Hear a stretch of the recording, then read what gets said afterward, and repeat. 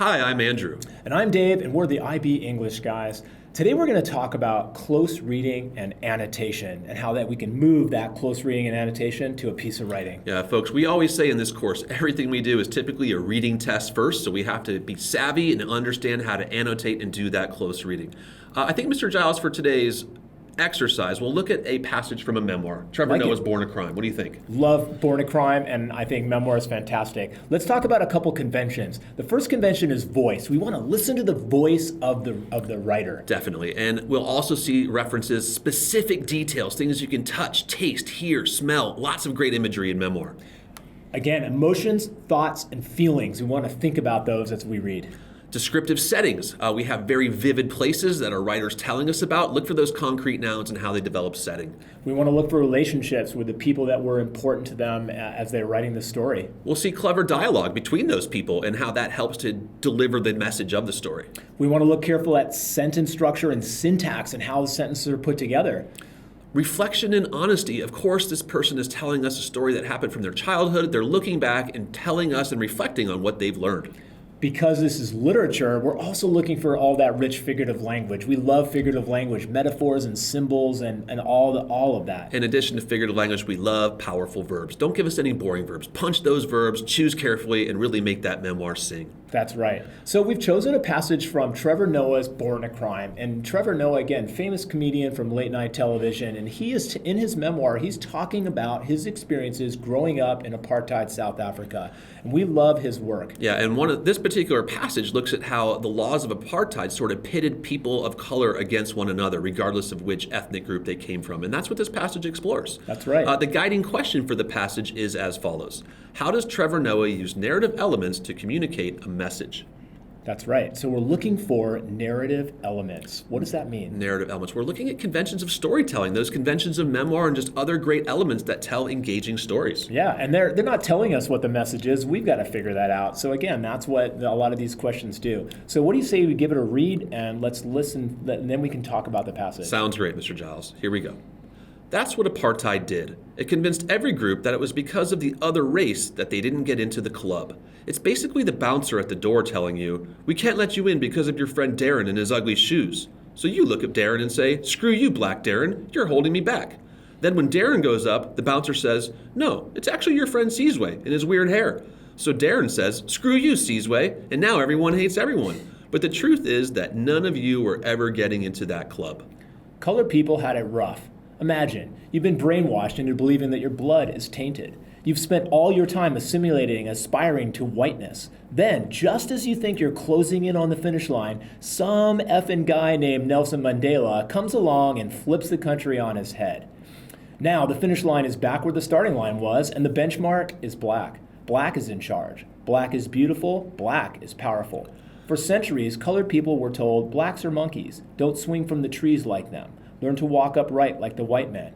Then, all of a sudden, it's Planet of the Apes and the monkeys have taken over. Yeah, really provocative passage, Mr. Giles. It's great to hear Trevor Noah read it. If you do decide to teach or take on this memoir, we highly recommend using the audiobook as well. Yeah, he's talking about sensitive things, and he's again reflecting on this experience and what it was like. I think that's so powerful. Exactly. Now, today's video is all about annotation, so we want to offer you an approach. Down the left-hand margin of our paper, we'd like to have students look for rich ideas first. Rich ideas is the backbone of your paper. That's what's going to help you score lots of points in criterion A. You're showing your insight, you're showing your knowledge, you're showing your understanding. You got to understand what the passage says first, right? And that's the big idea. Once you have those big ideas down the left-hand side, then you can go over to the right-hand side and start highlighting textual references and assigning literary or memoir technique to them. In this case, we're looking for narrative conventions. Okay, so first of all, one of the rich ideas I think about is ostracism and alienation. The way, fitting in is such a big part of this. Yeah, also, Mr. Giles, when I looked to that first paragraph, you said fitting in. It's like there's like a club. He's actually using a club to talk about the in club versus the out club. Are you in or are you excluded in South Africa at this time? That's right. We also see this kind of mutual distrust and the anger and resentment that's brewing between these two guys that are trying to get into the club. That's a rich idea. Yeah, also, I look at that idea of like your blood is tainted, and I think about one's identity and that self-loathing when you've been programmed to think that you are tainted because you're black and how awful that must be for your identity. Yeah, and again, we see that idea of fitting in, but then that radical political change that took place in South Africa when Nelson Mandela became the president and when apartheid finally ended, then everything switched. Well, and I love that. Talking about switching, that's when you get into that final topic about revolution, right? He uses the film Planet of the Apes to show that, but of course the key idea of that film and in the passage and a lot of the text as a whole is about that idea of revolution, Mr. That's Giles. right. Good. Now, we've looked at some of the big ideas down the left-hand margin. I think it's time now to start isolating precise textual references and assigning features to them. Let's do it, Giles. Okay, so the first thing I notice is that he's almost making apartheid to seem like they're the ones taking an action, like it's an entity all by itself. So I would call that personification. Yeah, I would agree. And now he's using this analogy, talking about the club with the bouncer at the club, and then sort of using that to talk about the in club. Yeah. I love it. I think that's a really cool analogy. I'm going to write about that. Yeah, he does that all the time, these comparative situations. We also see the hypothetical dialogue that he used where the bouncer, where they're speaking back to each other, the anger that they feel for each other. Yeah, and if you want to pick up that anger and that hatred, I like that phrase, everyone hates everyone. And I think that's a bit hyperbolic in nature, but it really does capture the prevailing sentiments of the time. Yeah, that's right. And again, he switches to second person you because he's wanting the reader to actually empathize with how that would feel. And I think you is a powerful use there. I agree. It brings the reader in, Mr. Giles. Now, for me, I have to say my favorite part of this passage is this phrase, this series of sentences, black is in charge, black is beautiful,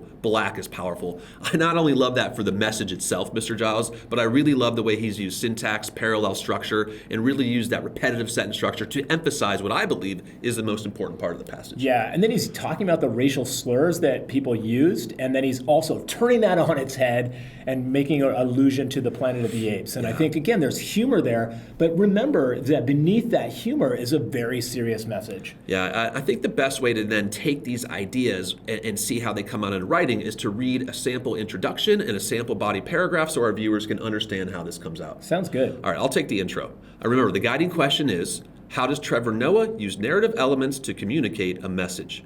Fitting in is a universal desire, and feeling excluded or unwanted as a young person can be severely impactful for a person's identity and feelings of self-worth. Such an idea is explored throughout Trevor Noah's memoir, Born a Crime, and in this chosen passage in particular, where he discusses his struggles with racial identity and fitting with either white kids or the black kids as a biracial person. Through the use of narrative elements and humor, Noah illustrates immense challenges of assimilation for a biracial person as they seek acceptance and respect, especially after the dramatic political shift after apartheid ended. Mr. Giles, can we just break down this introduction and talk about the four parts that we see?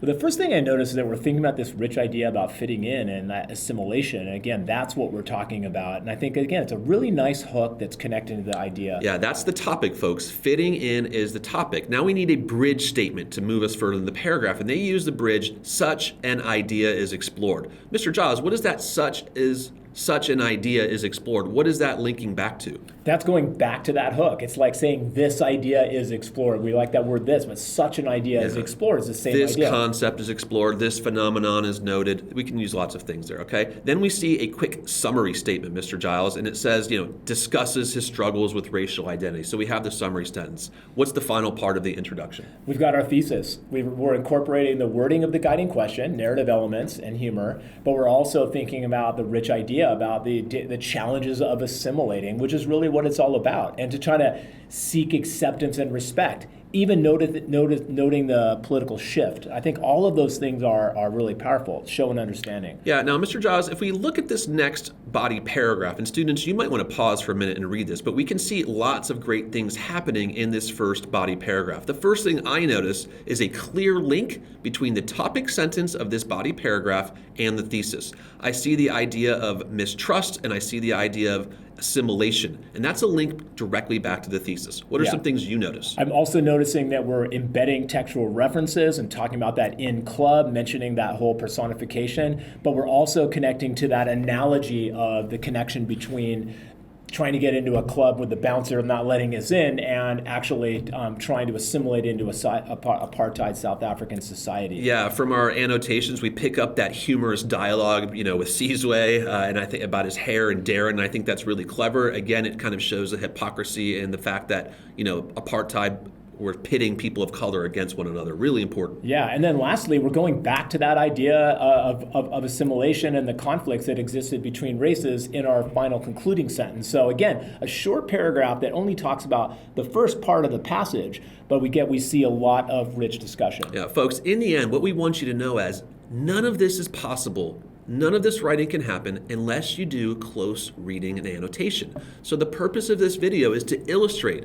Read the passage once or twice. Down the left-hand margin, you're looking for rich ideas. In the passage itself, you're looking for textual references. Mr. Giles, what are we doing in the right-hand column with those textual references? Yeah, we're thinking deeply about the techniques and the narrative conventions in this case, and thinking about, well, how did Trevor Noah write this? What moves did he make as a writer? And try to extract as many as we can. Yeah, in the end, you take your rich ideas, you put them into a thesis, you support your ideas with textual references and literary features, and you have yourself a strong academic paragraph. Folks, we hope this video is helpful. We hope that this is worth your time and you got some great learning from this. Stay with the channel. We'll continue to help you with your IB program. Thanks for watching and see you next time. Thanks, guys.